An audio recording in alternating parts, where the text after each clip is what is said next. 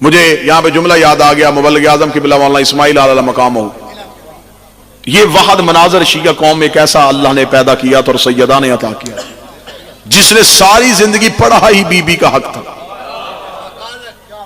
مبلغ اعظم بزرگ چہروں میں تصویر ہے، نوجوانوں تک یہ آ گئی نہیں، تو اس لیے ہم یہ باتیں ممبر سے کرتے ہیں تاکہ یہ شخصیتیں ہمارے ذہنوں میں ہمیشہ زندہ رہیں۔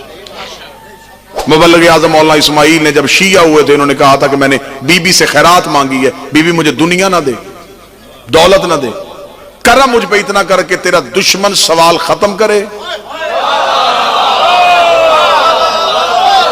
میری زبان پہ جواب شروع۔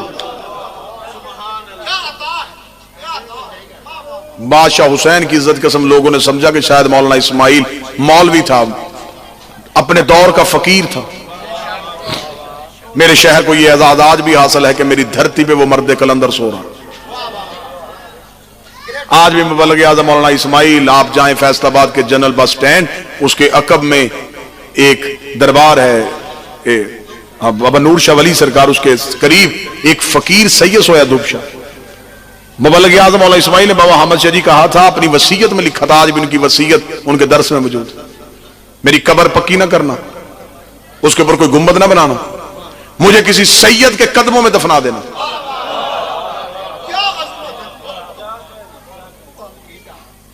آج بھی دھوپ شاہ ایک فقیر ہے، اس کے قدموں میں مولانا اسماعیل کی کچی قبر، ساری زندگی بی بی کا حق پڑھتا۔ مبلغ اعظم مناظرہ کرنے کے لیے، مناظرے کا موضوع جنازہ رسول حق بطول۔ اس دور میں مناظروں پہ پابندی نہیں تھے، بندے کم ظرف نہیں تھے، اعلیٰ ظرف تھے، حقیقت پسند لوگ تھے، جرت کر کے حقائق سن لیا کرتے تھے۔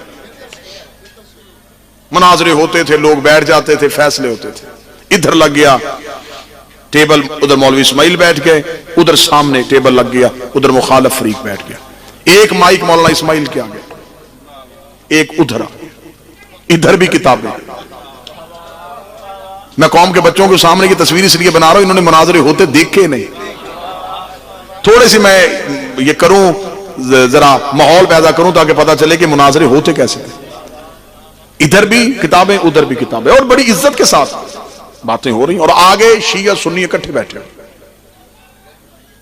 ادھر مولانا اسماعیل بیٹھے ہیں، ادھر مولوی بدل بدل کے آ رہے ہیں۔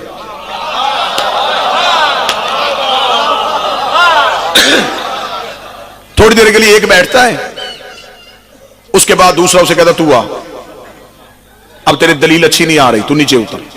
ادھر سے دوسرا مولوی، ادھر اکیلے مولانا اسماعیل، مسلسل ادھر سے کتاب آ رہی ہے، ادھر سے کتاب، ادھر سے جواب، ادھر سے جواب، بحث ہوتی جا رہی ہے، ہوتی جا رہی ہے، ہوتی جا رہی ہے، بات نتیجے پہ نہیں آ رہی۔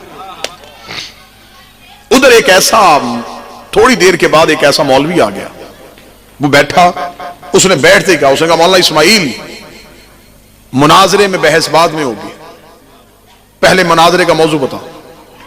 مولانا اسماعیل نے کہا پچھلے 6 گھنٹوں سے مناظرہ ہو رہا ہے، موضوع سب کے سامنے، جنازہ رسول اور حق بطول۔ اس نے کہا مجھے صرف ایک بات کا جواب دے، اس کے بعد میں مناظرے کا آغاز کروں گا، کتابیں کوئی نہیں کھولنی، صرف ایک سوال کا جواب دے۔ مولانا اسماعیل کا سوال کا، اس نے کہا تم شیعوں کا عقیدہ کیا ہے، نبی زندہ ہے یا مر گئے؟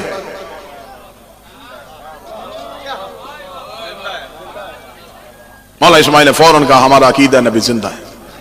اس نے کہا صرف اپنے طرف سے نہ کہے، تو مائک پہ کہہ کہ نبی زندہ ہے، جہاں جہاں مجمع میں شیعہ بیٹھا ہے وہ ہاتھ کھڑا کر کے بتائے کہ نبی زندہ ہے۔ مولانا اسماعیل نے مائک میں کہا، جتنے شیعہ بیٹھے تھے انہوں نے ہاتھ کھڑے کر لیے۔ اس نے کہا جتنے میرے سنی بھائی بیٹھے ہو یہ بتاؤ نبی زندہ ہے؟ سب نے کہا زندہ ہے۔ اس نے کہا مولانا اسماعیل کتابیں بند کر، مناظرہ بہت غلط ٹاپک پہ ہو رہا ہے، یہ مناظرے کا موضوع بنتا ہی نہیں، اگر نبی زندہ ہے تو زندہ کا ورثہ بھی نہیں ہوتا اور زندہ کا جنازہ بھی نہیں ہوتا۔ کس موضوع پہ بحث کر رہا ہے؟ ایک طرف تو کہتا زندہ ہے، دوسری طرف تو بحث کر رہا ہے کہ جنازہ کو، ادھر تو کہہ رہا ہے کہ زندہ ہے، ادھر کہہ رہا ہے کہ وراثت تقسیم، بند کر کتابیں۔ اتنا جواب کہنا تھا کہ ادھر سے جو مولوی کہہ رہے انہوں نے نعرے لگا دیے، جتنے شیعہ بیٹھے تھے بالکل ایسے ہی خاموش ہو گئے۔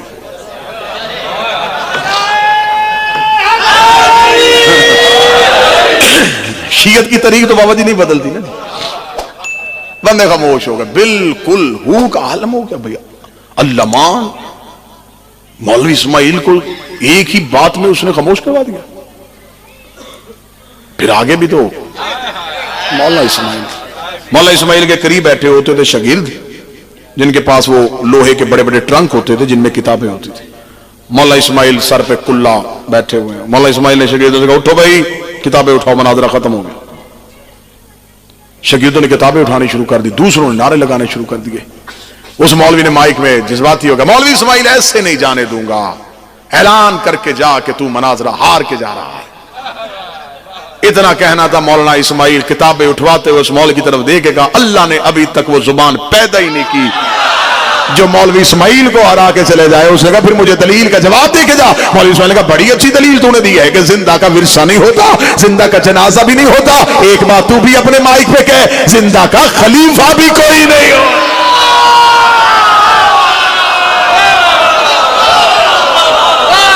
خلافتے تو واپس لے، وراثتیں میں واپس لے۔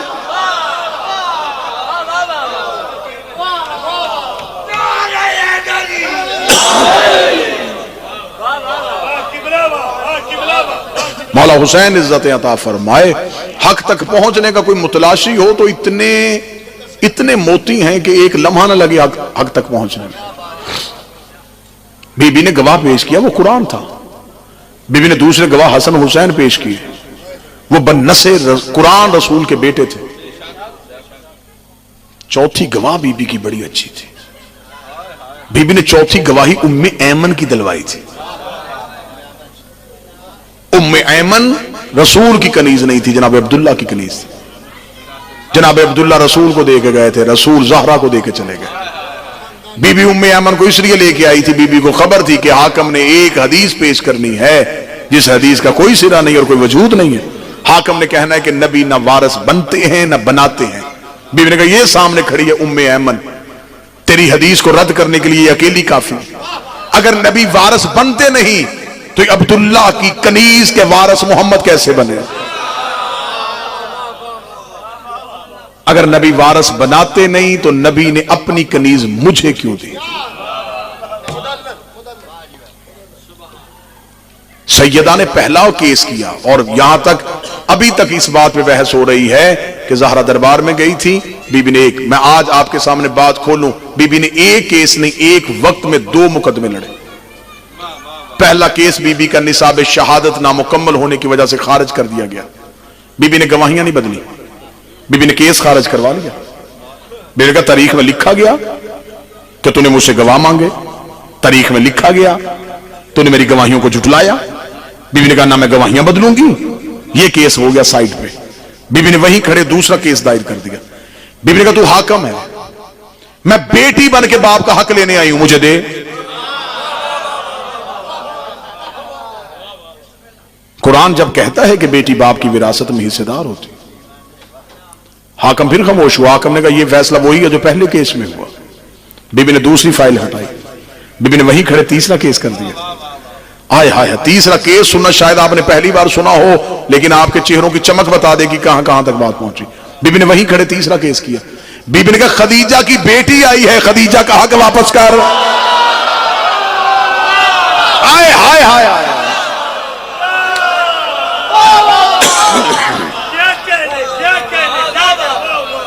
یہ تو مانتا ہے نا کہ میری ماں کی دولت ہے اسلام میں، چل تو باپ کی وراثت سے نکال رہا ہے، باپ میرا نبی تھا، ماں تو ہے نا، ماں کے حصے سے دے۔ تو حاکم اسلام جو بن گیا، تو مملکت اسلامیہ کا حاکم بنا ہے، میری ماں کی دولت ہے اسلام کے پاس۔ اگر تو مملکت اسلامیہ کا حاکم ہے تو میں خدیجہ کی بیٹی اپنی ماں کی دی ہوئی اسلام کو دولت، اس کا حساب لینے آئی۔ حاکم خاموش ہو گیا۔ نبی کی بیٹی دربار سے گئی تو جنگ جیت کے گئی۔ قرآن نے فیصلہ کیا تھا کہ بیٹی کو اس کا حق دینا ہے، حاکم نے نہیں دیا۔ اتنا بڑا جملہ ہے، اتنا بڑا جملہ ہے کہ میں کہوں کہ میری پوری تقریر ایک ترازو کے پلڑے میں رکھو، ایک جملہ ادھر رکھو، یہ جملہ پوری تقریر میں وزنی ہو جائے گا۔ بی بی جو دربار میں آئی تھی، یہ مسئلہ وراثت کا نہیں تھا، اللہ کی عدالت کا تھا۔ حاکم نے وراثت پہ شک نہیں کیا، اللہ کی عدالت میں شک کیا۔ جب اللہ نے بیٹی کو حق دیا تھا تو حاکم نے چھین کیسے لیا؟ زندگی میں ہر چیز بھول جانا، کبھی بیوی کا حق نہ بھولنا۔ منت کر کے جا رہا ہوں اپنی قوم کے سامنے، جب تک زندہ ہوں یہ حق پڑھوں۔ کسی بھی جگہ پہ مارا گیا، جرم میرا صرف یہی ہے، میں آج اتنے لوگوں کے سامنے مائک پہ کیمرے میں کہہ رہا ہوں، ایک ہی جرم ہے میرا، حق زہرا پڑھنا، اور میرے لیے یہ سب سے بڑی موت ہوگی کہ میں بیوی کا حق پڑھتا ہوا مارا جاؤں۔ منت کر کے جاؤں گا اپنی قوم کے بچوں تک، اپنی نسلوں کے کانوں میں ابھی سے کہنا شروع کر دو، بیٹا حالات مشکل آ رہے ہیں، زہرا کو نہ چھوڑنا، نبی کی بیٹی کو تنہا نہ کرنا۔ ایک لمحے کے لیے کسی دوست کے ساتھ بیٹھے ہوئے تیری زبان سے ایک جملہ نکلے، ٹھیک ہے یار یہ مقدمہ ہے تو صحیح، ہم اس پہ بحث نہیں کرتے، جو ہوا ٹھیک ہو گیا، مجرم بن جائے گا تو زہرا، روئے گا پردے میں تیرا امام۔